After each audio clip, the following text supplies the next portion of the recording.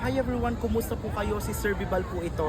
At nandito po ako ngayon sa Clemati Street, West Palm Beach. Nakatayo po ako sa harap ng iconic na Sandy Christmas tree. Ito po ay 35 feet, nagawa po sa 700 tons of sand o ng buhangin. Very iconic po ito dito sa South Florida at nandito po tayo sa Holiday in Paradise.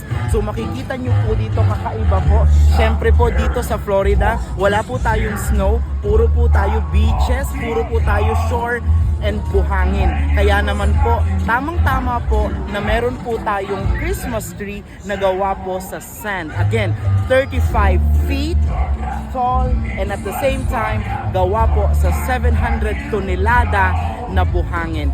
Merry Christmas po mula po dito sa South Florida. Ito po si Sir Bibal, bumabati po sa inyo ng Happy Holidays and Happy New Year!